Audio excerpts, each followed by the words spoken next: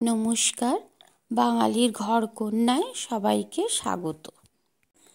আজকে আমি গরম ভাতের সাথে খাওয়ার জন্য ভীষণ মজাদার সুস্বাদু একটা রান্না খারকোল পাতা বাটা সেটা করে নেব।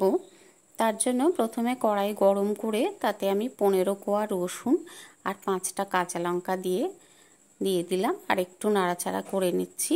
লঙ্কাটা আপনাদের ঝাল অনুযায়ী করে বেশি বাড়িয়ে কমিয়ে নেবেন। এবার আমি দিয়ে দিলাম 1 চামচ মতন কালো জিরে। এটাকেও ভালো করে নাড়াচাড়া করতে থাকবো।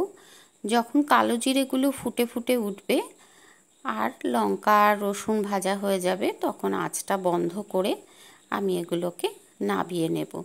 দেখুন রসুনগুলো ফুটছে। এবার আমি আঁচ বন্ধ করে এটাকে নাবিয়ে নিচ্ছি। এবার ওই কড়াইতেই আমি বাগান থেকে তুলে নেওয়া খারকোল পাতা ভালো করে পরিষ্কার করে ধুয়ে জল ঝরিয়ে নিয়েছিলাম। এবার ওটাকে কড়াইতে দিয়ে এই মুহূর্তে ওটাকে বেশি নাড়া যাবে না, তাই আমি একটু ঢাকা দিয়ে দিচ্ছি যাতে এর থেকে একটু জল বেরিয়ে আসে। দেখুন এর থেকে একটু জল বেরিয়ে এটাই অনেকটাই মজে গেছে। এবার এতে আমি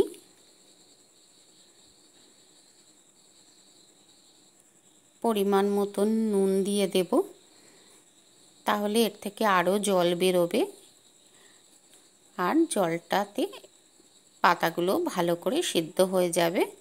অনেকে এটাকে খারকোল পাতা না বলে ঘেটকল পাতাও বলে। আবার একটু ঢাকা দিয়ে দিয়েছিলাম।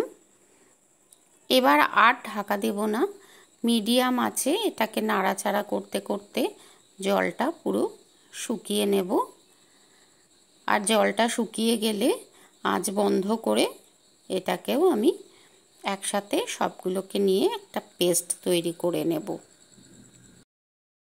কড়াই গরম করে তাতে কিছুটা সর্ষের তেল গরম করে নিয়েছি।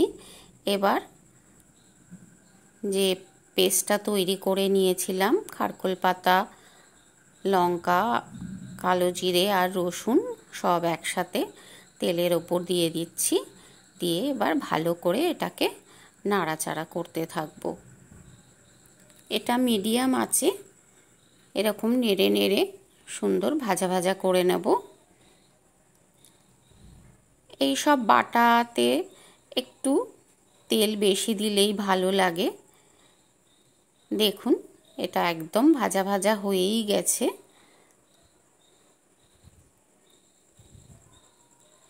এবার আমি আঁচটা বন্ধ করে দিলাম।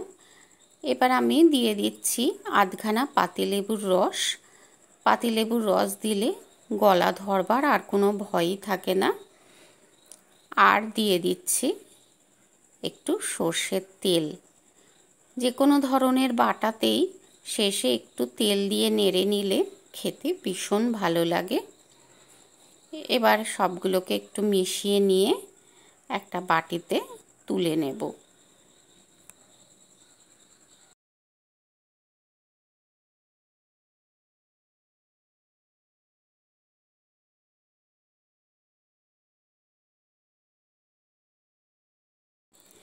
এবার এই বাটা গরম ভাতে খাওয়ার জন্য একদম তৈরি হয়ে গেছে।